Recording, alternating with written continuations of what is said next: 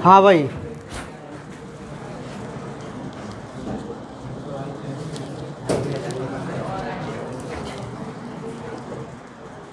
आज के पूरे लेक्चर में जो भी टॉपिक हमने कराए हैं आज तक, ठीक है, उनका केवल रिवाइज करेंगे, ठीक है। बोलना है नहीं, और बिल्कुल साइलेंट तरीके से जो भी हमने क्वेश्चन किए ना, एक बार पूरे ध्यान से सुनना है इनको, ठीक है। समझ रहे ना, ध्यान लगाकर सुनिए। सबसे पहला जो क्वेश्चन था अपने इस चैप्टर का, वो था डीएनए की पॉलीन्यूक्लियोटाइड श्रृंखला। केवल सुनना है, आपको समझना है। पॉलीन्यूक्लियोटाइड श्रृंखला के बारे में यदि हम बात करें तो उसमें सबसे पहले जिक्र होता है एक न्यूक्लियोटाइड का। तो सबसे पहले ये जानना ज़रूरी है कि ये न्यूक्लियोटाइड क्या चीज़ है। मैंने कहा था कि जो अपना डीएनए होता है वह डीएनए एक प्रकार का पॉलीन्यूक्लियोटाइड श्रृंखला है, एक प्रकार का पॉलीन्यूक्लियोटाइड श्रृंखला है। अर्थात जो डीएनए होता है एक प्रकार की पॉलीन्यूक्लियोटाइड से बनी हुई क्या है, श्रृंखला।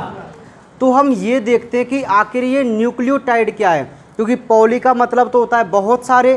तो सबसे पहले ये जानना ज़रूरी है कि ये न्यूक्लियोटाइड क्या चीज़ है।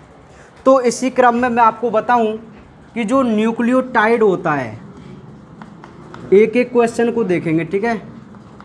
जो न्यूक्लियोटाइड होता है इसको बनाने में मुख्य रूप से 3 घटक काम आते हैं। अर्थात एक न्यूक्लियोटाइड 3 घटकों से मिलकर बना होता है।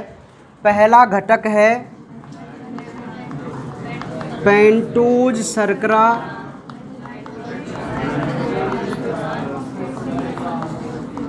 और फॉस्फेट समूह। ये 3 घटक मिलकर हमारे एक न्यूक्लियोटाइड का निर्माण करते हैं। इनमें यदि हम एक न्यूक्लियोटाइड बनाने की कोशिश करें तो आपको सबसे पहले एक पेंटोज शर्करा बनानी होती है, और जो पेंटोज शर्करा होती है वो कुछ इस प्रकार होती है भाई। यह एक पेंटोज शर्करा होती है, क्योंकि इसमें कार्बन के 5 होते हैं इसलिए इसको पेंटोज शर्करा बोलते हैं। ये इसका फर्स्ट कार्बन होता है, ये इसका सेकंड होता है, इसका थर्ड होता है, इसका 4 होता है, और ऊपर की तरफ होता है 5th कार्बन। तो ऐसे एक पेंटोज शर्करा में 5 कार्बन पॉइंट होते हैं, 5 कार्बन सिरे होते हैं। इनका मैं नामांकित यदि इसको करूं तो यहाँ पर हाइड्रोक्सिल समूह, यहाँ हाइड्रोजन, यहाँ हाइड्रोजन, यहाँ हाइड्रोजन, और CH2OH, ठीक है भाई। तो ये आपकी एक पेंटोज शर्करा है। तो न्यूक्लियोटाइड के बनने में मुख्य रूप से 3 घटक होते हैं। उनमें सबसे पहला कौन है, पेंटोज शर्करा। अब यदि मैं बात करूं नाइट्रोजन क्षार की, तो हमें पता है कि नाइट्रोजन क्षार 2 ग्रुप में होता है, एक प्यूरिन ग्रुप में और एक प्रिमिडिन ग्रुप में, ठीक है। एक प्यूरिन में और एक प्रिमिडिन में। तो यदि मैं पेंटोज शर्करा के फर्स्ट कार्बन पर, पेंटोज शर्करा के फर्स्ट कार्बन पर यदि कोई नाइट्रोजन क्षार जुड़ जाए तो बनने वाली संरचना न्यूक्लियोसाइड कहलाती है। तो ये फर्स्ट कार्बन पर मैंने हाइड्रोक्सिल समूह को हटा दिया, और यहाँ पर मैंने कोई नाइट्रोजन क्षार जोड़ दिया, ये जोड़ दिया बोल। तो अब जो ये संरचना है ना, वो पेंटोज शर्करा नहीं है, वो एक न्यूक्लियोसाइड है। क्या है ये, न्यूक्लियोसाइड है, ठीक है। अब सुनिए, अब यदि इस न्यूक्लियोसाइड के, क्योंकि अब ये न्यूक्लियोसाइड है, इस न्यूक्लियोसाइड के 5वें कार्बन पर, कौन से कार्बन पर, यदि कोई फॉस्फेट ग्रुप जुड़ जाए तो बनने वाली संरचना न्यूक्लियोटाइड कहलाती है। तो देखिए, हमने एक न्यूक्लियोटाइड बनाया, और इस न्यूक्लियोटाइड में 3 घटक आपको देखने को मिलेंगे। पहला है पेंटोज शर्करा, दूसरा है नाइट्रोजन क्षार, और तीसरा है फॉस्फेट समूह। तो इस प्रकार एक न्यूक्लियोटाइड का क्या होता है, निर्माण होता है। यहाँ तक सारी बातें क्लियर हैं। अब सुनिए, अब यदि न्यूक्लियोटाइड आपस में जुड़ जाएं, यदि न्यूक्लियोटाइड, देखो यहाँ पे जो ये बॉन्ड है ना, ये तो ग्लाइकोसिडिक बॉन्ड है, ग्लाइकोसिडिक बॉन्ड बनता है यहाँ पे तो, ठीक है। लेकिन जब 3 और 5 के मध्य बॉन्ड बनता है ना, वो फॉस्फोडाइएस्टर बॉन्ड बनता है। कौन सा बनता है? फॉस्फोडाइएस्टर बॉन्ड बनता है, ठीक है। ये भी आपको याद रखना है। अब सुनिए, ये तो हमारे पास केवल एक न्यूक्लियोटाइड है और हमारे पास 4 प्रकार के न्यूक्लियोटाइड होते हैं, क्योंकि हमारे पास 4 प्रकार के नाइट्रोजन क्षार थे। तो यदि हम चारों न्यूक्लियोटाइड को आपस में जोड़ देंगे तो जो संरचना बनेगी वो एक पॉलीन्यूक्लियोटाइड कहलाएगी। क्या कहलाएगी? बस खुद सोचिए, यदि 2 न्यूक्लियोटाइड आपस में जुड़ेंगे तो संरचना डाइन्यूक्लियोटाइड कहलाएगी, और यदि 4 आपस में जुड़ गए तो वो पॉलीन्यूक्लियोटाइड कहलाएगी, ठीक है। और पॉलीन्यूक्लियोटाइड की सिंगल स्ट्रैंड, तो एक बार इसको और बना के देख लेते हैं भाई, सिंगल स्ट्रैंड को। सुनिए, आपको जो पेंटो शर्करा है वो कुछ इस प्रकार बनानी है, मतलब न्यूक्लियोटाइड जो है,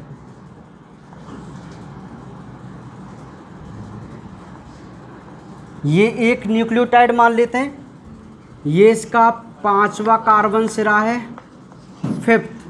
जब ये 5वां है तो इधर वाला फर्स्ट होगा, और फर्स्ट पर आप कोई भी नाइट्रोजन क्षार ऐसे जोड़ सकते हैं। तो ये कौन सा होगा बोलो? ये 3rd होगा, 3rd होगा ना ये, ठीक है। अब आपको क्या करना है, ये तो आपने एक न्यूक्लियोटाइड बना दिया, अब पॉलीन्यूक्लियोटाइड बनाना बहुत सिंपल है। बहुत सिंपल कैसे? आपको कुछ नहीं करना है, केवल इस बॉन्ड से इस पूरी संरचना को दोबारा जोड़ दीजिए, बस दोबारा जोड़ दो। देखो कैसे, अब जैसे मैं क्या कर रहा हूँ, मैं इस पूरी संरचना को दोबारा जोड़ूंगा यहाँ पे। तो देखिए, संरचना में यहाँ से स्टार्ट करूँगा, नकल कर रहा हूँ बिल्कुल। देखिए, ये फॉस्फेट मैंने जोड़ दिया, आगे चला ये CH2 हुआ, फिर आगे चला, आगे से फिर ये ऐसे मुड़ा। बोलो बात समझ में आई कि नहीं आई? 2 न्यूक्लियोटाइड आपस में जॉइंट हो गए ना, और यहाँ पर जो बॉन्ड बन रहा है वो फॉस्फोडाइएस्टर बॉन्ड बन रहा है, जो 3rd 5 का है। देखो, फर्स्ट न्यूक्लियोटाइड का तो 3रा सिरा है, और दूसरे न्यूक्लियोटाइड का कौन सा सिरा है? 5वां। ये आपस में जॉइंट हो गए ना, तो मैं इसको क्या कह सकता हूँ कि ये डाई न्यूक्लियोटाइड है। क्या है ये? डाई न्यूक्लियोटाइड, ठीक है। बिल्कुल सेम इसी प्रकार आप अब 3रा न्यूक्लियोटाइड जोड़ेंगे, अब बहुत सिंपल हो जाता है। ये फॉस्फेट, ये CH2, ये 3रा न्यूक्लियोटाइड हो गया। 4th न्यूक्लियोटाइड, ये CH2 दिख रहा है क्या वीडियो में? है ना? बोलो, कोई बात ना, एडजस्ट कर लेंगे। चारों न्यूक्लियोटाइड जुड़े कि नहीं जुड़े? बोलो। 4 हो गए ना, जुड़ गए ना चारों न्यूक्लियोटाइड। तो बहुत सिंपल है इनको जोड़ना, ठीक है। अब इस पर क्षार जोड़ दीजिए, ये एडेनिन है तो यहाँ पे थाइमिन, यहाँ ग्वाइनिन, तो यहाँ साइटोसिन। आप कोई कुछ भी जोड़ सकते हैं, ठीक है। तो ये चारों न्यूक्लियोटाइड इस प्रकार जुड़ जाते हैं, तो मैं इसको बोलता हूँ पॉलीन्यूक्लियोटाइड श्रृंखला। क्या बोलते हैं इसको? लेकिन DNA तो द्विरज्जुकी पॉलीन्यूक्लियोटाइड श्रृंखला का बना होता है। जो DNA होता है ना, वो तो द्विरज्जुकीय पॉलीन्यूक्लियोटाइड श्रृंखला का बना होता है। ये तो केवल सिंगल स्ट्रैंड है, ये तो केवल सिंगल स्ट्रैंड है, तो हमें डबल स्ट्रैंड इसको करना पड़ेगा। तो डबल स्ट्रैंड जब हम करते हैं ना, तो इसको हम जोड़ते हैं न्यूक्लियोटाइड श्रृंखला को, पॉलीन्यूक्लियोटाइड को, ठीक है। अब इसको जोड़ते कैसे, या दूसरी श्रृंखला इसके संगत कैसे बनाते हैं वो देखिए। जैसे इधर आपने 5 सिरा रखा है ना, और लास्ट में 3rd सिरा है, इसको आप अपोजिट कर दो। इधर आएगा 3rd सिरा और उधर आएगा 5th सिरा, तो बहुत सिंपल सी बात हो जाएगी। देखिए, जब मैं आपसे कह रहा हूँ कि आपको इधर न्यूक्लियोटाइड का 3rd सिरा रखना है, तो 3rd सिरा रखने के लिए आपको ये डायग्राम ऐसे बनाना पड़ेगा ना, पेंटो शर्करा का। बोलो, ऐसे बनाएंगे ना आप। अब आएगा ये 3rd, है ना। ये इधर बीच वाला मतलब बाहर वाला जो कार्बन है वो हमेशा 5th मानना है आपको, और अंदर वाला मानना है आपको 1st। तो ये 5th हो जाएगा, और ये कौन सा हो जाएगा? आप इसको कहीं भी बना देना, लेकिन आपके नाइट्रोजन क्षार बिल्कुल बराबर होने चाहिए। जैसे सुनना, अब मैं इसको फर्स्ट कार्बन मानता हूँ, ठीक है, तो मुझे यहाँ पर नाइट्रोजन क्षार जोड़ना पड़ेगा ना। तो यहाँ तो फर्स्ट पर नाइट्रोजन क्षार यहाँ जुड़ा हुआ है, तो मैं यहाँ से इसको ऐसे लेके जाऊँगा। समझ रहे? आप कहीं भी इसको बनाना, आपको बिल्कुल बराबर में रखना है वो। तो यहाँ एडेनिन है, तो इसके संगत कौन जुड़ता है भाई? इससे थाइमिन। तो जोड़ दिया मैंने। अब देखो ये फर्स्ट है, तो ये कौन सा है? सेकंड। और ये कौन सा है? फिर थर्ड। थर्ड पर मैं नाम लिख दूंगा कि भाई OH, ये आपको लिखना पड़ेगा, ठीक है। अब ये कौन सा है? फिर फिफ्थ। तो फिफ्थ में क्या आता है? सबसे पहले CH2 आता है ना, और फिर क्या आता है? बोलो बोलो। ये बन गया एक न्यूक्लियोटाइड। अब आपको जोड़ना है दूसरे न्यूक्लियोटाइड को। जोड़ना बहुत ईजी है, बिल्कुल डिटो नकल करनी है, ठीक है। अब सुनो कैसे करेंगे। हमने पहले इसको बनाया था, तो फिर वापस इसी की नकल करके बनाए सभी की सभी। अब किसकी नकल करनी है? इसकी। बहुत सिंपल है, देखो कैसे। अब इसको नकल कीजिए। सबसे पहले बॉन्ड मिलेगा आपको, तो बॉन्ड लगाओ। लगा दिया बॉन्ड। अब कैसे हो रहा है? अरे कितना सिंपल तो है ये, कितना सिंपल सा मैटर है। देखो क्या दिक्कत है इसको बनाने में। अब ये कौन सा है? फर्स्ट सिरा। कौन सा है? थाइमिन। कौन सा आ जाएगा? एडेनिन। समझ में आ गई बात? बिल्कुल इसी प्रकार के सिस्टम अब आपके चलते जाएंगे, तो ऐसे हम बना सके ना बना सके, है ना। तो ये एडेनिन और थाइमिन है। मतलब मैंने कहा था कि एडेनिन और थाइमिन के मध्य तो हमेशा डबल हाइड्रोजन बॉन्ड, और ग्वानिन और साइटोसिन के मध्य हमेशा ट्रिपल हाइड्रोजन बॉन्ड, ठीक है। तो देखिए यहाँ पर ये डबल हाइड्रोजन बॉन्ड लगेगा, यहाँ भी डबल हाइड्रोजन बॉन्ड, और जब मैं आगे और बढ़ा दूंगा तो यहाँ कितने? Triple hydrogen bond. कितने? तो ऐसे हम इस संरचना को बना सकते हैं, नहीं बना सकते? बोलो। तो पॉलीन्यूक्लियोटाइड श्रृंखला में किसी को कोई दिक्कत नहीं है, ठीक है। ये पहला क्वेश्चन मैं आपका कंप्लीट समझूं। चलिए अब सुनो, ये तो हुआ पॉलीन्यूक्लियोटाइड की श्रृंखला। अब जो सेकंड क्वेश्चन है ना, DNA की संरचना, वो आपको याद ही करनी पड़ेगी। उसमें छोटे छोटे से पॉइंट हैं। जो DNA का जो द्विकुंडलीय मॉडल है ना, जो वाटसन और क्रिक ने प्रस्तुत किया था, द्विरज्जुकी मॉडल जिसको बोलते हैं, उसकी कुछ बातें थी, उसके कुछ पॉइंट थे। आपको एक तो DNA का चित्र बनाना सीखना है, वो कि हमें कैसे बनाना है, और उसकी कौन कौन सी बातें वो हम उस डायग्राम से देख सकते हैं। जैसे कि जो DNA होता है वो 2 पॉलीन्यूक्लियोटाइड श्रृंखलाओं का बना होता है। यार ध्यान दे ले मनीष, ध्यान दे ले। 2 पॉलीन्यूक्लियोटाइड श्रृंखलाओं का बना होता है DNA। दोनों श्रृंखलाएं एक अक्ष पर सर्पिल रूप से कुंडलित होती हैं। अणु का व्यास 20 एंगस्ट्रॉन होता है। एक कुंडलन की लंबाई 34 एंगस्ट्रॉन होती है। प्रत्येक कुंडलन में 10 जोड़ी क्षार युग्म होते हैं, ठीक है। और तो प्रत्येक के बीच की दूरी कितनी आ जाएगी? 3.4 एंगस्ट्रॉन आ जाएगी, ठीक है। विपरीत ध्रुवता पाई जाती है, और एडेनिन मतलब प्यूरिन से पिरिमिडिन जुड़ता है, और पिरिमिडिन से प्यूरिन जुड़ता है। एडेनिन थाइमिन के मध्य डबल, और ग्वानिन साइटोसिन के मध्य ट्रिपल। तो ये सारी कुछ पॉइंट है हमने DNA की संरचना में देखना था, ठीक है। और एक बहुत इंपॉर्टेंट पॉइंट मैं आपको बता दूं, चारगाफ नाम के जो वैज्ञानिक थे, उन्होंने एक बहुत इंपॉर्टेंट बात कही थी। उन्होंने एक बहुत इंपॉर्टेंट बात कही थी। क्या कही थी? कि एडेनिन और ग्वानिन और साइटोसिन और थाइमिन, एडेनिन और ग्वानिन, साइटोसिन और थाइमिन, इनकी मात्रा एक होती है, मतलब बराबर होती है। और यहाँ से नीट में 100% क्वेश्चन लगभग 1-2 साल के अंदर अंदर बनता रहता है। बहुत सिंपल है, देखो बहुत सिंपल है। एडेनिन और ग्वानिन की परसेंटेज 50% है, और साइटोसिन और थाइमिन की परसेंटेज 50% है, ठीक है भाई। अब सुनो, जितने परसेंट एडेनिन होगा उतने परसेंट 100% थाइमिन होगा। थाइमिन क्योंकि बाकी संगत है।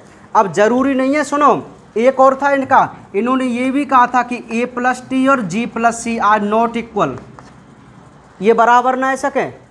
अरे एडेनिन और थाइमिन की जितनी मात्रा है उतनी मात्रा इनकी थोड़ी हो सकती है। अब मैं आप 60% मान लो तो 60 थोड़ी हो जाएगा, ये 40 रह जाएगा, G और C। तो ये 2 पॉइंट आपको याद करने हैं। देखो प्यूरिन और पिरिमिडिन की मात्रा बराबर है सके, जितनो प्यूरिन है उतनो पिरिमिडिन रहेगा, ये बराबर हो सकता है, ठीक है। लेकिन एडेनिन और थाइमिन की जो मात्रा है उतनी मात्रा ग्वानिन और साइटोसिन की ना सके। रीज़न सुनो, कारण सुनिए। एक एग्जाम्पल, एक क्वेश्चन यहाँ से जो आते हैं, मान लीजिए सपोज कीजिए उसने कहा कि एडेनिन 30% है। एडेनिन कितने परसेंट है बोलो? 30% है। यदि वो आपसे क्वेश्चन पूछे कि यदि किसी डीएनए में एडेनिन की मात्रा 30% है तो बोलो थाइमिन की मात्रा कितनी होगी? कितना सिंपल आंसर है, 30%। क्योंकि हमें पता है जितनी मात्रा एडेनिन की उतनी मात्रा थाइमिन की होती है। भाई एडेनिन से तो जुड़ता है थाइमिन। यदि उसने कहा है कि एडेनिन की परसेंटेज 30 है तो थाइमिन की परसेंटेज भी कितनी होगी बोलो? नहीं होगी 30। अब सुनो, अब वो यही क्वेश्चन चेंज कर दे कि भाई एडेनिन तो है 30%, ठीक है, और वो आपसे पूछ ले कि साइटोसिन की मात्रा बताओ। कंसेप्ट समझो, सुनो, भाई हमको पता है कि 30% में जब एडेनिन है तो 30% में थाइमिन होगा, तो 60% है तो वो हो तो गया 60%। और ग्वाइनिन और साइटोसिन कितने परसेंट रह जाएंगे फिर? तो 20-20 बट में आओ ना उनके में, आया नहीं आया? तो तुम्हें तो एक सिंपल सा कंसेप्ट बता दूँ, इसके ट्रिक बता दूँ। एडेनिन और ग्वाइनिन है और साइटोसिन और थाइमिन एक ग्रुप है इनके, ठीक है। अब जितनी कोई की परसेंटेज हुए ना, बाकी दूसरे घटा दो 50 में थे बस। 50 एडेनिन 30% है तो 50 में से 30 घटा दो, ग्वानिन कितनों बच जाएगा? या कि संगत तो ही ग्वानिन, तो ग्वानिन से जुड़े कौन है? साइटोसिन, तो बाकी परसेंटेज कितनी आ जाएगी? 20, क्योंकि एडेनिन जुड़ेगा कौन थे? थाइमिन थे। ऐसे क्वेश्चन करना है। एक क्वेश्चन सुनो, अब मैंने आपको क्वेश्चन दिया कि ग्वानिन की परसेंटेज 40 है, ग्वानिन की परसेंटेज कितनी है? तो बताओ एडेनिन की कितनी है? क्योंकि 50% में आम है ये ग्वानिन और एडेनिन, तो यदि ग्वानिन ही 40 में तो अपने आप 10% बच जाएगा एडेनिन। समझ रहे हैं? अब वैसे करके देख लो, जब यदि ग्वानिन की परसेंटेज 40 है तो बोलो साइटोसिन भी तो इससे जुड़ता है, कितनी परसेंटेज हो जाएगी? तो 80%। तो इनने गिर लियो डीएनए, दो ही तो बचे अब एडेनिन थाइमिन, कितने परसेंट में आएंगे? 20 में।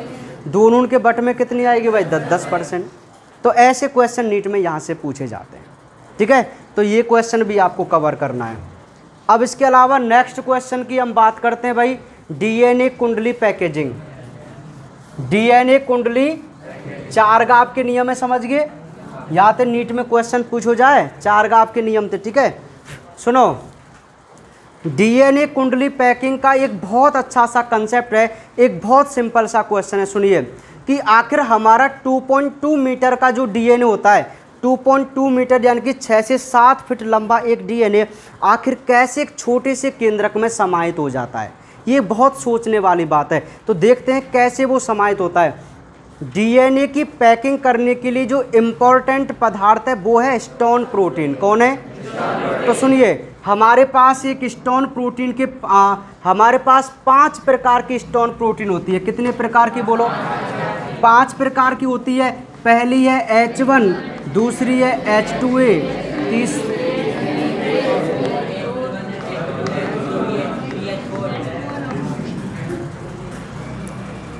ये 5 प्रकार की स्टोन प्रोटीन होती है जिसकी प्रकृति अम्लीय होती है, ठीक है।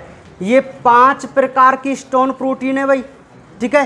5 प्रकार की स्टोन प्रोटीन है। इनमें से स्टोन प्रोटीन के 4 अणु, इनमें से स्टोन प्रोटीन के ये 4 अणु 2-2 अणु बनाकर एक अष्टक का क्या करते हैं भाई? निर्माण करते हैं। बोलो ये अष्टक बन जाएगा ना, है ना? हाँ,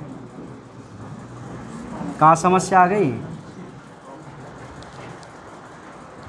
5 प्रकार की स्टोन प्रोटीन है, उनमें से H1 को आप छोड़ दीजिए। H1 को छोड़कर बाकी की जो 4 स्टोन प्रोटीन है ना, वे अपने 2-2 अणु बनाती हैं और एक किसका निर्माण करती हैं बोलो? तो ये जो आपको दिख रहा है वो एक स्टोन अष्टक है। कौन है? और इसको आप कह सकते हैं क्रोड। क्या कह सकते हैं भाई? क्रोड। अब सुनो, होता क्या है ये जो स्टोन अष्टक होता है, इस स्टोन अष्टक यानी कि इस क्रोड पर हमारा जो डीएनए होता है ना, डीएनए वो पौने 2 कुंडली मारकर, पौने 2 कुंडली मारकर ऐसे निकल जाता है भाई, ऐसे जुड़ा होता है स्टोन प्रोटीन से H1 से। ये कोई डीएनए आ रहा है किधर से, ठीक है, समझ रहे हैं। ये जो डीएनए होता है वो स्टोन अष्टक पर कितने कुंडली लगाता है बोलो, उसमें कितने बेस पेयर होते हैं, 200 क्षार युग्म। मतलब ये जो डीएनए आपको दिख रहा है ना, ये डीएनए इस पर लिपटा हुआ, इसमें 200 क्षार युग्म है। इतना बड़ा डीएनए मात्र 200 क्षार युग्म वाला, ठीक है। अब सुनो, 200 क्षार युग्म वाला डीएनए जब हमारे स्टोन अष्टक पर लिपट जाता है तो इस बनने वाली संरचना को मैं एक इम्पॉर्टेंट नाम देता हूँ, और वो नाम है न्यूक्लियोसोम। और आपसे यदि ये क्वेश्चन पूछा जाएगा तो न्यूक्लियोसोम से पूछा जाएगा। किससे पूछा जाएगा? क्या खोल दे गेट है भाई, क्यों मार वे पर तुल रहे हो हमने, हाँ उमस बन रही है। चलिए सुनो, एक बहुत इंपॉर्टेंट डेफिनेशन बनती है कि न्यूक्लियोसोम क्या है। जरा ध्यान से सुनिए भाई। अच्छा, ये आपको क्रोड दिख रहा है, क्रोड, ये क्रोड ऐसा लगता है जैसे कोई माला में मनका हो या दाना हो, मणि रूपी संरचना, मणि रूपी या मणका जैसी। तो मैं एक डेफिनेशन इसकी बोल सकता हूं, डीएनए सहित मणका समान क्रोडों को हम न्यूक्लियोसोम कहते हैं। तो ये न्यूक्लियोसोम बहुत इंपॉर्टेंट है, ठीक है। अब सुनिए, ये एक न्यूक्लियोसोम बन गया। अरे अभी तो 200 क्षार युग्म वाला डीएनए जुड़ा है मात्र, ठीक है। अब ये आगे क्या करता है, ये डीएनए और आगे की तरफ चलता है, ठीक है, और फिर इससे और कोई स्टोन अष्टक मिलता है, फिर ये इस पर कुंडली लगाता है भाई, फिर और स्टोन अष्टक मिलता है, उस पर कुंडली लगाता है, और बिल्कुल इस प्रकार ये कुंडलित होता हुआ जाता है डीएनए, ठीक है। और जब ये बहुत सारे न्यूक्लियोसोम से जुड़ जाता है ना, तो मैं इसको एक क्रोमेटिन कह सकता हूँ। क्या कह सकता हूँ? क्रोमेटिन। और एक इम्पॉर्टेंट पॉइंट, 2 न्यूक्लियोसोम को आपस में जोड़ने वाला जो डीएनए होता है उसे हम लिंकर डीएनए कहते हैं, जो 60 क्षार युग्म वाला होता है। कितने वाला होता है? अब सुनिए, जब ये बहुत सारे स्टोन अष्टक पर लिपट जाता है तो आगे चलकर ये थोड़ा सा और कुंडलित हो जाएगा, मुड़ जाएगा। उस संरचना को आप बोल सकते हैं सोलेनोइड। क्या बोल सकते हैं? है ना। देखो बिल्कुल ऐसे, तो यहाँ पे तो अभी ऐसे चल रहा है, अब ये आगे चल के क्या है, ऐसे हो जाता है, ऐसे कुंडलित चल रहा है ना, है ना। तो इसको मैं सोलेनोइड बोलता हूँ। ये सोलेनोइड फिर क्या करता है, और ज़्यादा कुंडलित हो जाएगा। इसको मैं बोल दूंगा क्रोमेटेड। क्या बोल दूंगा? और फिर ये क्रोमेटेड क्या करता है, डबल कुंडलित होकर एक गुणसूत्र का क्या करता है, निर्माण करता है। एक ऐसे गुणसूत्र बना लेता है, ऐसे एक गुणसूत्र बना लेता है। अब सपोज कीजिए ये आपका वो क्रोमेटिन चल के आ रहा है, ये क्रोमेटिन ये चल के आ रहा है, और ये ऐसे एक क्या बना लेता है भाई, गुणसूत्र बना लेता है, जिसका व्यास होता है 1400 नैनोमीटर। तो एक क्रोमेटिड का व्यास कितना होगा फिर, क्रोमेटिड का, क्योंकि क्रोमेटिड हम अर्ध गुणसूत्र को कहते हैं। एक गुणसूत्र में 2 क्रोमेटिड हैं, तो 700 नैनोमीटर की एक क्रोमेटिड बनेगी, और 2 क्रोमेटिड से हमारा एक गुणसूत्र बनता है, तो गुणसूत्र का व्यास कितना हो जाएगा, 1400 नैनोमीटर, ठीक है। तो ऐसे हमारा जो डीएनए होता है ना, देखो डीएनए की स्टार्टिंग हमने यहाँ से की थी, बिल्कुल ये फ्री था, स्वतंत्र था। फिर इसको हमने इस पर स्टोन अष्टक पर लपेटा, एक न्यूक्लियोसोम बना, फिर बहुत सारे न्यूक्लियोसोम डीएनए लिंकर की सहायता से जुड़े, और ऐसे ऐसे ये कुंडलित होता हुआ इसने एट लास्ट 1400 नैनोमीटर का एक क्या बना दिया, गुणसूत्र। तो हम इसी को बोलते हैं डीएनए कुंडली की या डीएनए की पैकेजिंग या पैकिंग, ठीक है। तो इन 3 क्वेश्चन में शायद आपको कोई दिक्कत नहीं है। यहाँ पे यूक्रोमेटिन और हेटेरोक्रोमेटिन भी होते हैं। जो गहरे अविरंजित हों, गहरे, उन्हें तो बोलेंगे हेटेरोक्रोमेटिन, और जो हल्के अविरंजित होंगे बिन्ने बोलेंगे यूक्रोमेटिन। अब सुनो, टाइम बताओ एक बार मुझे, 3:45। आपके पास 45 मिनट और हैं ना, 45 मिनट में दोनों क्वेश्चन बहुत अच्छे तरीके से हो जाएंगे। सुनिए भाई, नेक्स्ट क्वेश्चन। इतना करने के बाद अब चर्चा चलने लगी कि भाई आखिर आनुवांशिक पदार्थ कौन है। ठीक है, आनुवांशिक पदार्थ है कौन? आनुवांशिक पदार्थ हम उसको बोलते हैं जो एक पीढ़ी से दूसरी पीढ़ी में जाता है, हम उसको जेनेटिक मटेरियल बोलते हैं। इस पर रिसर्च चल रहा था कि आखिर ये जेनेटिक मटेरियल है कौन। ठीक है, तो सबसे पहले ग्रिफिथ नाम के वैज्ञानिक ने एक एक्सपेरिमेंट किया। अच्छा, बहुत इंटरेस्टिंग एक्सपेरिमेंट था उनका, बहुत इंटरेस्टिंग एक्सपेरिमेंट था ग्रिफिथ का। ज़रा ध्यान से सुनना भाई, सुनिए, सुनना। ग्रिफिथ ने क्या देखा कि एक जीवाणु जिसका नाम था स्ट्रेप्टोकोकस न्यूमोनी, और ये ऐसा जीवाणु होता है जो मैमल्स में न्यूमोनिया रोग फैलाता है। स्ट्रेप्टोकोकस न्यूमोनी ऐसा जीवाणु है जो स्तनधारियों में न्यूमोनिया रोग फैलाता है। लेकिन एक बहुत अचरज की बात ये थी, अचरज शायद आपने बहुत दिनों बाद ये शब्द सुना होगा, अचरज में पड़ जाना ना, पहले सुना है क्या है? अचरज में पड़ना, आश्चर्य, आश्चर्य वाला। चलिए सुनिए, हाँ सुनिए भाई। ग्रिफिथ ने एक बात नोटिस की कि ये जो स्ट्रेप्टोकोकस न्यूमोनी है ना, ये तो 2 प्रकार की कॉलोनी बनाता है, मतलब इसकी 2 प्रकार की नस्ल होती हैं। अब वो नस्ल कौन कौन सी सुनिए। एक ऐसा जीवाणु, बात कर रहा हो कोई सा, एक ऐसा जीवाणु जिस पर श्लेष्मा का आवरण होता है, श्लेष्मा का आवरण।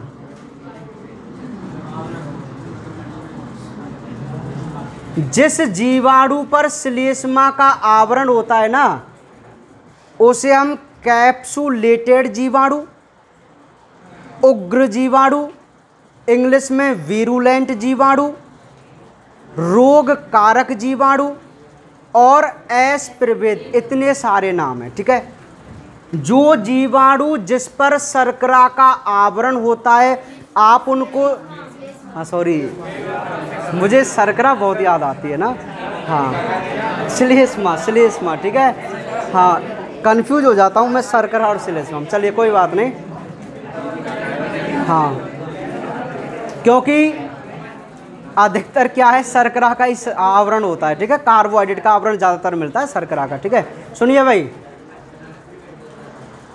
जिस जीवाणु पर श्लेष्मा का आवरण होता है ना, उसकी कॉलोनी चमकीली दिखाई देती है। कैसी दिखाई देती है? तो जिस जीवाणु पर श्लेष्मा का आवरण हो, आप उसको चिकनी सतह वाला जीवाणु कह सकते हैं, आप उसको एस प्रभेद कह सकते हैं, क्योंकि एस का मतलब है स्मूथ, तो इसका एक नाम मैं एस प्रभेद कहता हूं। सुनना ध्यान से,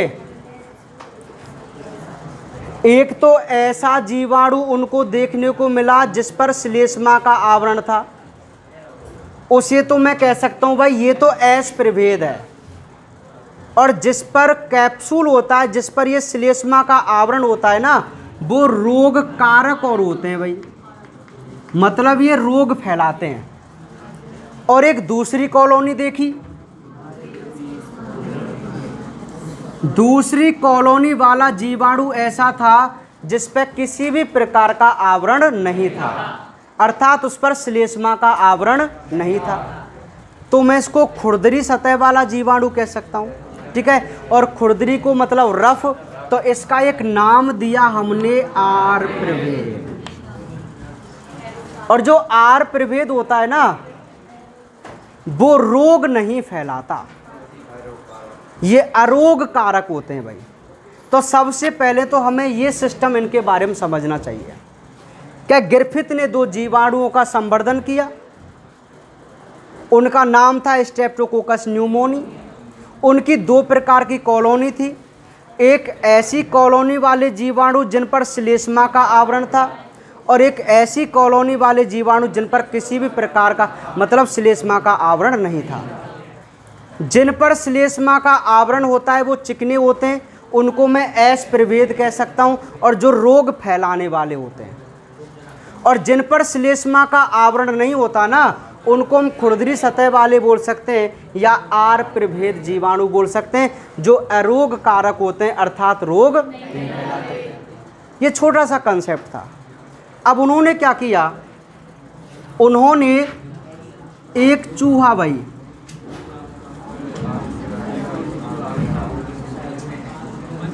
समझ लो छोरा, चलो सुनो। ग्रिफिथ ने एक चूहा लिया, ठीक है, चलो चलिए, तो हाँ कोई बात ना है। ग्रिफिथ ने बात नहीं अब चूहा इसलिए लिया क्योंकि चूहा भी स्तनधारी होता है भाई, ये भी मैमल्स है, ठीक है। और सुनो, अब देखो एक्सपेरिमेंट समझना उनका, बहुत सिंपल एक्सपेरिमेंट है। जब इन्होंने एक एक पॉइंट को सुनना, जब इन्होंने एस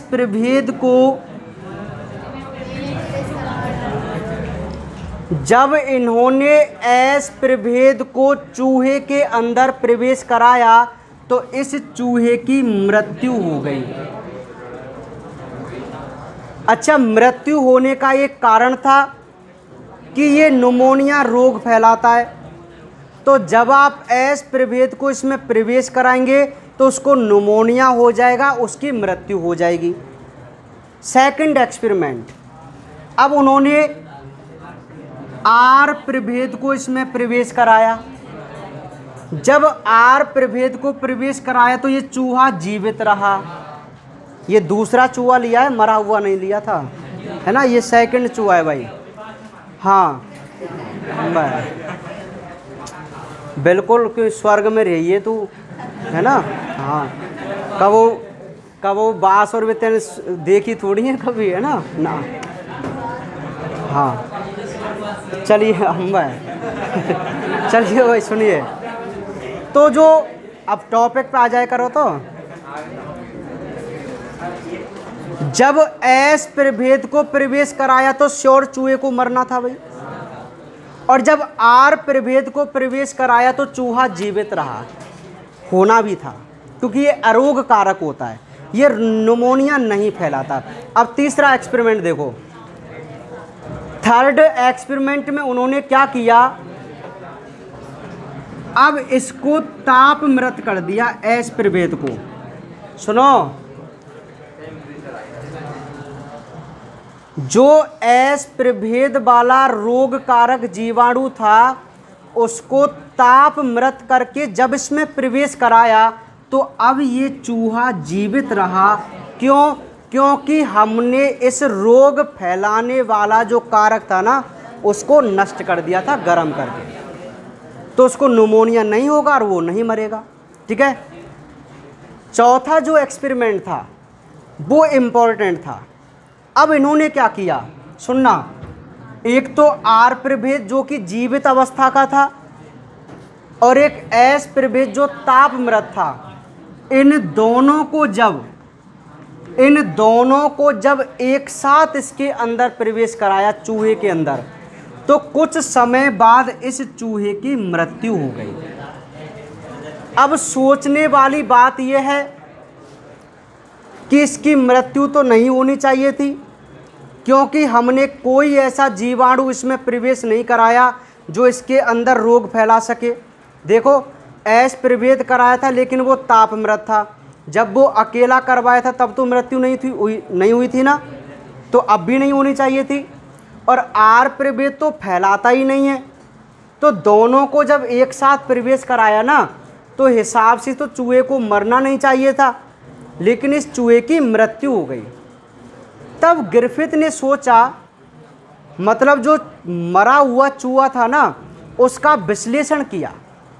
अब जब मृत चूहे को एनालाइज किया, उसका विश्लेषण किया, उसका परीक्षण किया, तो उन्होंने एक बात नोटिस की, ध्यान से सुनना। अब जब इस मृत चूहे का विश्लेषण किया ग्रिफिथ ने, तो उन्होंने देखा कि इस मृत चूहे में आर प्रभेद और एस प्रभेद इन दोनों की जीवित संतानें देखने को मिली। मतलब जो एस प्रभेद हमने मृत डाला था ना, इसमें इस चूहे के अंदर इसकी जीवित संतानें मिली चूहे के अंदर। तब ग्रिफिथ ने एक बात कही कि 100% कोई पदार्थ इस ताप मृत जीवाणु से इस आर प्रभेद जीवाणु के अंदर गया होगा और अपनी संतानें इसने बनवाई होंगी। यदि ये कोई पदार्थ इसके अंदर नहीं डालता ना, तो इसकी तो संतानें ही नहीं बनती। ठीक है, तो ग्रिफिथ ने अपने एक्सपेरिमेंट को वहीं तक रोक दिया। केवल इन्होंने ये कह दिया था कि कोई पदार्थ इससे जाता जरूर है एस प्रभेद से, यानी कि ताप मृत जो एस प्रभेद है उससे। अब इन्होंने अपने एक्सपेरिमेंट को छोड़ दिया। तो 10-15 साल बाद 3 वैज्ञानिक, एवेरी, मैकार्टी, मैकलियोड वगैरह, उन्होंने इस पर दोबारा रिसर्च किया। अब उन्होंने अपना रिसर्च कैसे किया?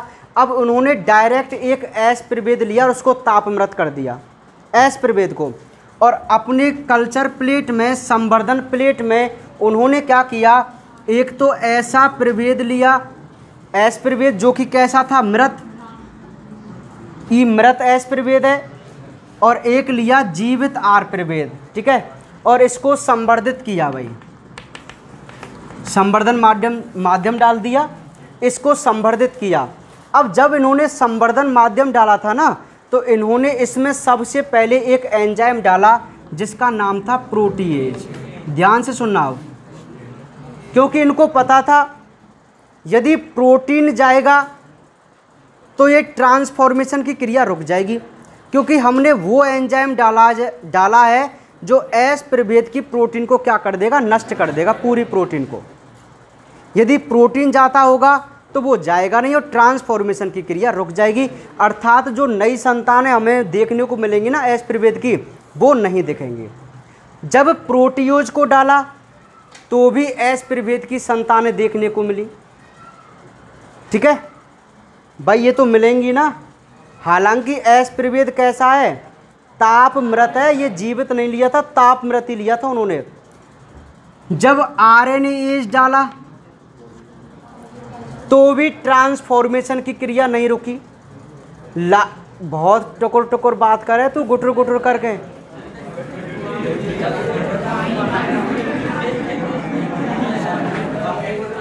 तीसरा, जब इन्होंने दोनों एंजाइम डाल दिए, प्रोटीएज और आरएनएज, बैग लेके जा भाई, जा, और नीचे मिल के जाइयो, कोई सूचना है बाहर लेके जाइयो। सुनिए, जब इन्होंने या मत हिला जाइयो बस है, हम नमस्कार। जब इन्होंने प्रोटीएज और आरएनएज दोनों एंजाइम डाल के देखे, तब भी रूपांतरण की क्रिया नहीं रुकी। तब इन्होंने लास्ट में एक और एंजाइम डाला जिसका नाम है डीएनएज। तो ये डीएनएज ऐसा एंजाइम होगा जो एस प्रभेद के डीएनए को नष्ट कर देगा। ठीक है, और जब इन्होंने डीएनएज डाला ना, तो उसमें नई संतानें अब देखने को नहीं मिली, अर्थात रूपांतरण की क्रिया बंद हो चुके थे। तब इन्होंने कहा कि एस प्रभेद से इसका डीएनए कौन, उस आर प्रभेद के अंदर जाता है और अपनी क्या बनवाता है, संतान बनवाता है। ठीक है, लेकिन उस समय इस नियम को अमान्य घोषित कर दिया, किसी ने उस पर ध्यान नहीं दिया। फिर सबसे अंत में, अब ये ग्रिफिथ का सिद्धांतों में समझ में आ गया, ग्रिफिथ का तो पूरा है ना। अब इम्पोर्टेंट टॉपिक जो आपका सबसे सरल और फेवरेट टॉपिक है वो समझो।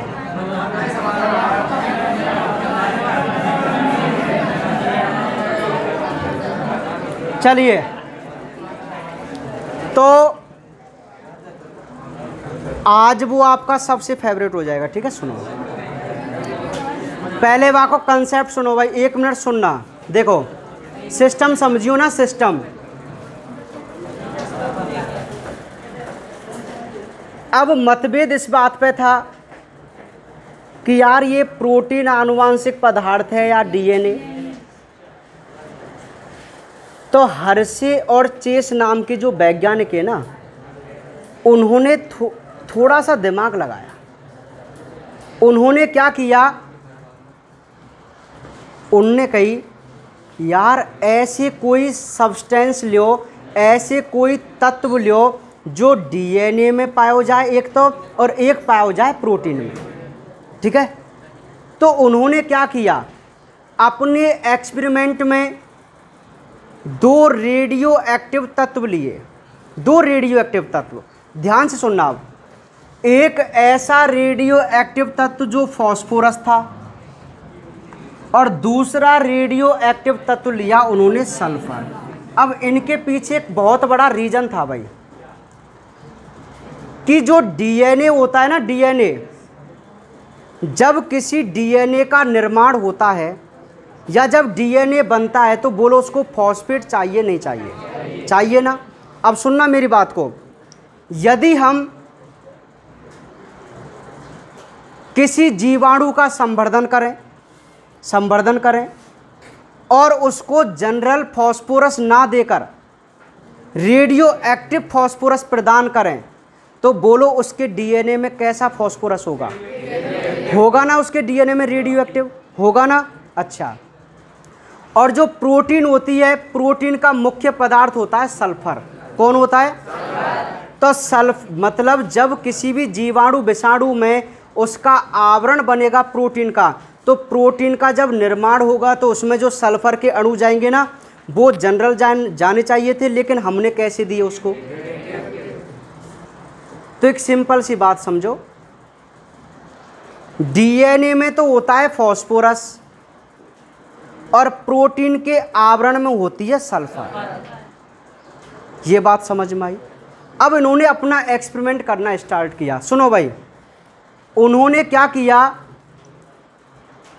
भाई, सबसे पहले तो उन्होंने 2 जीवाणु लिए थे, ई कोलाई। पहले विषाणु ना लिए, जीवाणु लिए, क्योंकि हम विषाणु को संवर्धन नहीं कर सकते, हम जीवाणु का संवर्धन आसानी से कर सकें, जीवाणुओं का। और जीवाणु सबसे इंपॉर्टेंट है हमारे काज है ई कोलाई। कौन सा जीवाणु बोलो? क्योंकि ई कोलाई जीवाणु की जनन करने की क्षमता लास्ट 20 मिनट है। 20 मिनट में अपनी संतान बना तो रहे ई कोलाई जीवाणु, हर 20 मिनट में, हर 20 मिनट में अपनी नई संतान बनाता रहता है ई कोलाई जीवाणु। इसलिए ई कोलाई जीवाणु हमारे लिए इंपॉर्टेंट है एक्सपेरिमेंट के लिए। अब ध्यान से सुनना भाई। हाँ देखो, जीवाणु जो होते हैं ना, जीवाणु, लाला सुन लो भाई, सुन तो लो। जीवाणु तो सजीव की कैटेगरी में सजीव होंगे, इनमें पूरी क्रियाएं होंगी, उपापचय क्रिया, जनन वगैरह, ये सारी चीज़ होंगे, ठीक है। लेकिन और जीवाणु वैसे भी जनन कर सकता है कहीं भी भाई है, लेकिन जो विषाणु होता है वो ना तो निर्जीव है और ना ही सजीव है। इसको हम बीच की कड़ी बोलते हैं विषाणु को। अच्छा, ये जो विषाणु होता है ना, विषाणु में मोस्टली आरएनए होते हैं। आरएनए, प्लांट विषाणु जितने उन सब में आरएनए होंगे, प्लांट विषाणु जिनमें सब में क्या होंगे? आरएनए होंगे, डीएनए नहीं होगा। लेकिन जो जंतु के विषाणु हैं उनमें डीएनए मिल सकता है। जैसे जीवाणु भोजी जंतु को विषाणु है तो इसमें तो डीएनए है, लेकिन जो भी प्लांट वायरस है, जैसे आपने टीएमबी का नाम सुना होगा, तंबाकू मोजेक वायरस वगैरह, वो प्लांट के विषाणु, तो उनमें जेनेटिक मटेरियल आरएनए होता है, ठीक है। और जीवाणुओं में हमारी सजीवों जैसी क्रियाएं होंगी, जैसे उपापचय क्रिया वगैरह है ना, डाइजेशन वगैरह जो उपापचय होती है, ऐसी सारी क्रियाएं होती हैं, ठीक है। जीवाणु और विषाणु, विषाणु ना तो निर्जीव है और ना ही सजीव है। लेकिन जीवाणु कौन है? टोटली सजीव है, हम इसको निर्जीव नहीं बोल सकते। ये बहुत डिफरेंट है। और जीवाणु का हम आसानी से संवर्धन कर सकते हैं, हम विषाणु का संवर्धन आसानी से नहीं कर सकते। इसलिए इनसे द्वारा होने वाली अधिकतर बीमारियां लाइलाज होती हैं। जैसे अब ये कोरोना कौन है? ये वायरस है। यदि ये जीवाणु से होता ना तो इसको कंट्रोल कर लिया जाता, ठीक है। और HIV, AIDS virus, hepatitis virus, इनका आज तक कोई इलाज नहीं है। समझ पा रहे हैं आप मेरी बात को, है ना। वायरस से होने वाली जो डिजीज है ना वो ज़्यादा खतरनाक होती हैं, उनका इलाज बहुत कम मिलता है भाई। लेकिन जीवाणु से होती है ना, उनकी तो हम एंटीबायोटिक बना लेते हैं, आसानी से सही हो जाते हैं, ठीक है। तो विषाणु हमारे लिए सबसे ज़्यादा खतरनाक होते हैं। सुनिए, अब टॉपिक पे आओ दोबारा। इन्होंने 2 रेडियो एक्टिव तत्व लिए, एक तो लिया फॉस्फोरस और एक लिया सल्फर। लेने के पीछे ये मतलब था कि यदि DNA आनुवांशिक पदार्थ होगा तो उस DNA में रेडियो एक्टिव फॉस्फोरस जाएगा, बोलो। और यदि प्रोटीन आनुवांशिक पदार्थ होगा तो उसमें रेडियो एक्टिव सल्फर मिलेगी। समझ रहे हैं? तो याते आसानी है जाएगी पहचानने में, इसलिए इन्होंने 2 रेडियो एक्टिव तत्व लिए भाई। तो इनको तो मतलब समझ गए होंगे क्यों लिए।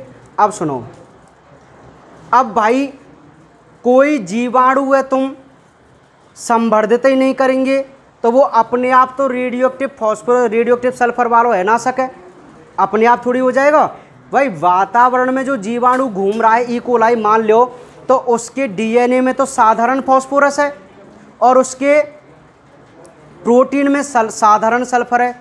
लेकिन जब ये अपनी संतान बनाए और आप इसको प्रोवाइड कराएं रेडियो एक्टिव फॉस्फोरस और सल्फर, तो बोलो जब ये अपनी संतान बनाएगा तो ये उन फॉस्फोरस और सल्फर को ग्रहण करेगा कि नहीं करेगा? बोलो करेगा ना। और जब करेगा तो इनके DNA में, इसके संतानों के DNA में या संतानों के पूरे शरीर में ये रेडियो एक्टिव पदार्थ जाएंगे कि नहीं जाएंगे? जाएंगे ना। तो ऐसे इन्होंने अपना एक्सपेरिमेंट स्टार्ट किया था। अब जरा ध्यान से सुनना, इन्होंने क्या किया, इन्होंने 2 संवर्धन प्लेट ली, 2 संवर्धन प्लेट। एक प्लेट ऐसी, एक ऐसा संवर्धन माध्यम जिसमें रेडियो एक्टिव फॉस्फोरस का घोल डाला, और एक ऐसी संवर्धन प्लेट जिसमें रेडियो एक्टिव सल्फर का घोल डाला। ये बात आपको समझ में आई कि नहीं आई?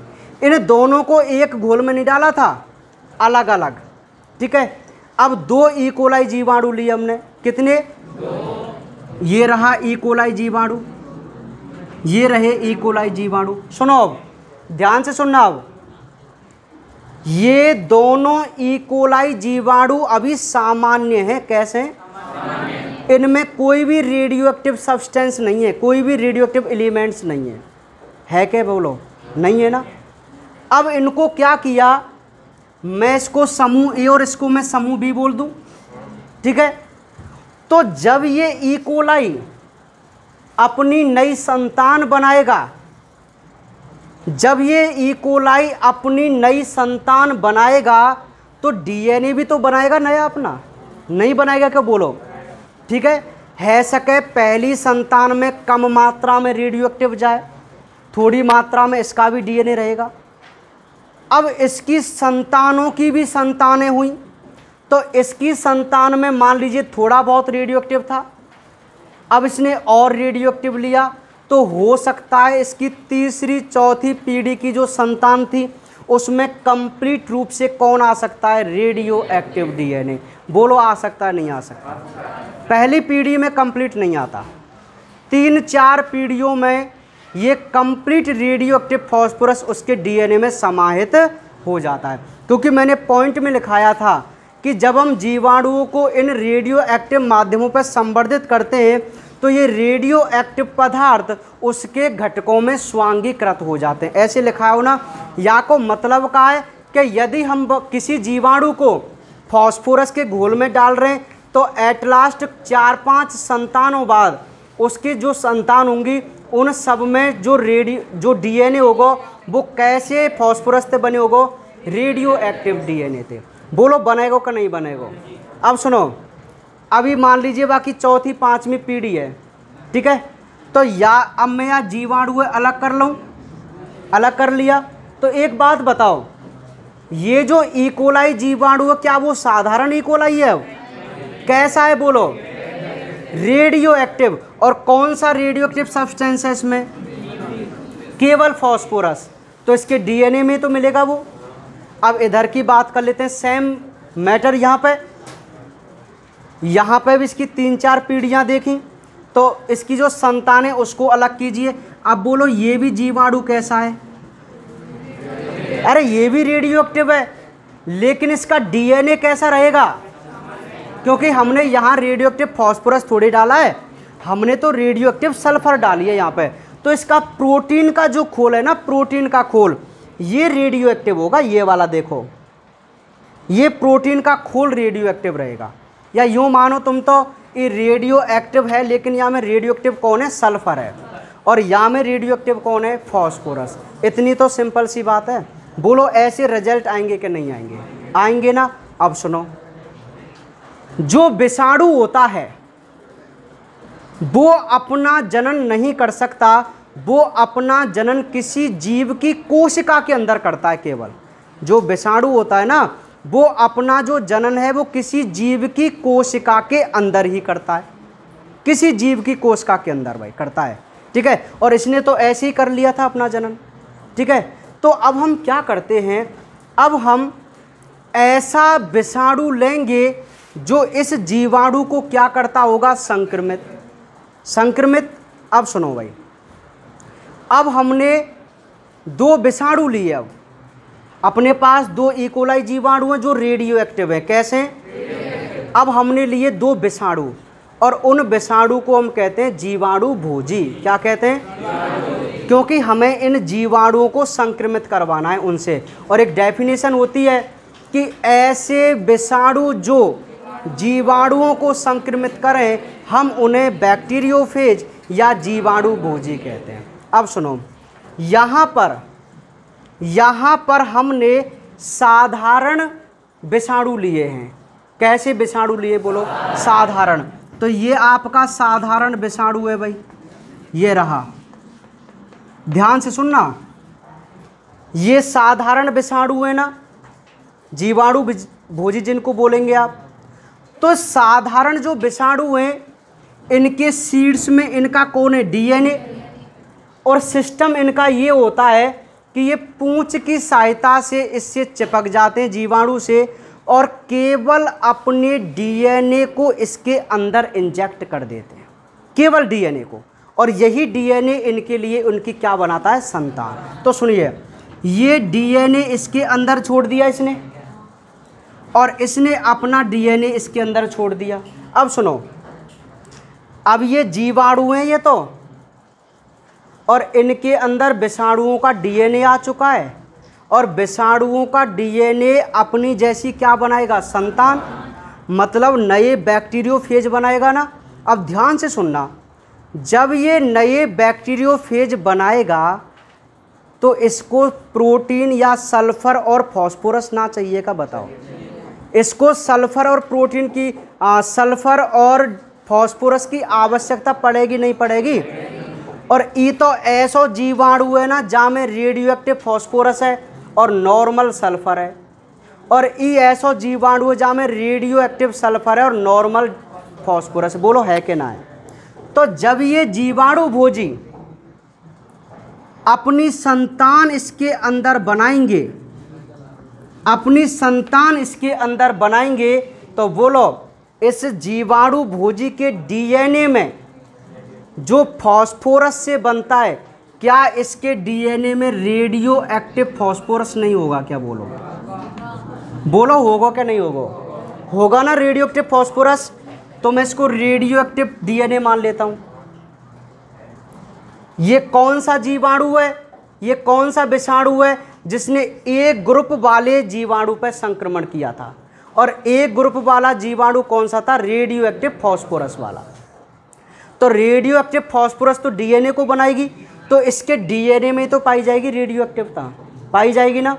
अब बी वाले ग्रुप को देखो, अब बी वाला जो विषाणु है जीवाणु भोजी, इसके प्रोटीन के खोल में क्या रहेगी? Radio active sulphur 35। लेकिन डीएनए कैसा रहेगा? इतनी बात समझ में आई कि नहीं बोलो?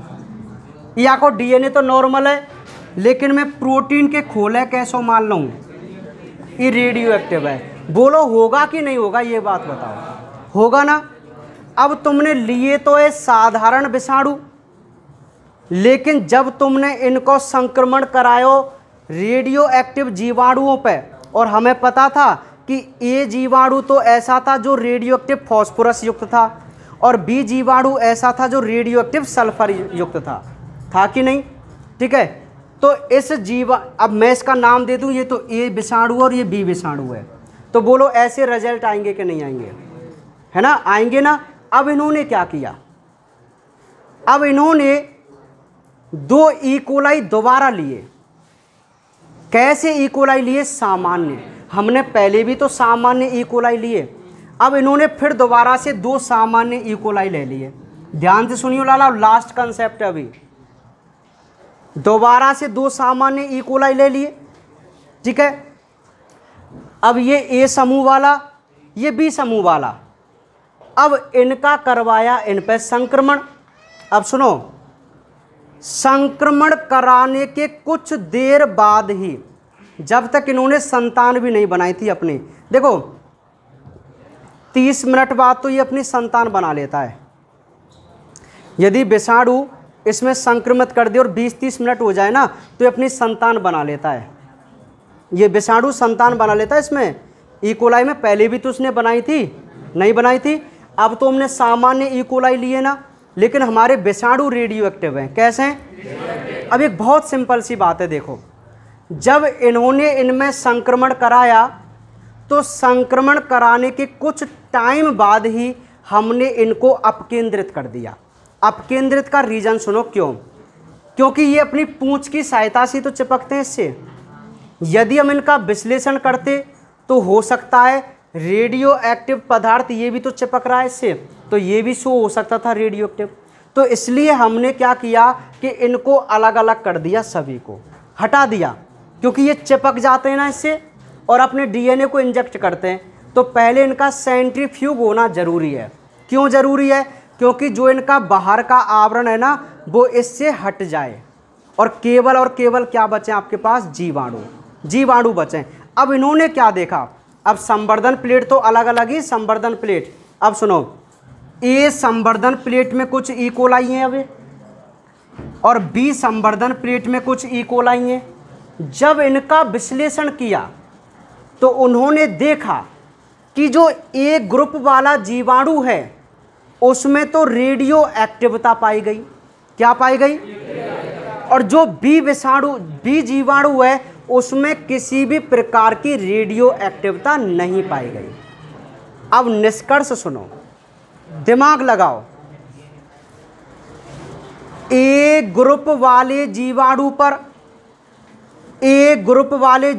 पर उस विषाणु ने संक्रमण किया था जिसका डीएनए रेडियो एक्टिव था। बोलो था कि नहीं? और बी जीवाणु पर उसने संक्रमण किया था, उसकी प्रोटीन रेडियो एक्टिव थी। यदि प्रोटीन आनुवांशिक पदार्थ होता तो इस विषाणु से निकलकर प्रोटीन इसके अंदर जाता। समझो आप मेरी बात को, क्योंकि यहाँ इसकी रेडियो एक्टिव कौन है? प्रोटीन का खोल, और इसका रेडियो एक्टिव कौन है? डीएनए। समझ में आ रही बात? तो इसने अपने डीएनए को इंजेक्ट किया था इसमें, क्योंकि इसका डीएनए रेडियो एक्टिव था, प्रोटीन का खोल साधारण था। समझ में आ रही है? तो यदि इसका डीएनए रेडियो एक्टिव है तभी तो ये ए ग्रुप वाला जीवाणु रेडियो एक्टिव पाया गया था। क्यों? क्योंकि विषाणु ने अपने किसको इंजेक्ट किया है? केवल डीएनए को। तो मैंने कहा था कि जो पदार्थ एक जीव से दूसरे जीव में ट्रांसफर हो जाए या एक पीढ़ी से दूसरी पीढ़ी में चला जाए, हम उसी को क्या कहते हैं? आनुवांशिक पदार्थ कहते हैं। यदि प्रोटीन आनुवांशिक पदार्थ होता ना, तो ये विषाणु अपनी प्रोटीन को इसके अंदर छोड़ता, तब ये रेडियो एक्टिव पाया जाता जीवाणु। जबकि रेडियो एक्टिव कौन सा जीवाणु पाया गया था? जिसमें रेडियो एक्टिव डीएनए वाले विषाणु ने संक्रमण किया था, ए वाले ने। तो ये कंसेप्ट है भाई, डीएनए वास्तव में ही एक क्या है, आनुवांशिक पदार्थ। ये सिद्ध किया था हर्शे और चेस ने। अब सुनो, इसका जो डायग्राम है वो किताब में, उस डायग्राम को बनाना आपका बहुत ज़रूरी है। और 5 मिनट केवल इसी टॉपिक को लर्न करो, 5 मिनट। लास्ट वाले क्वेश्चन को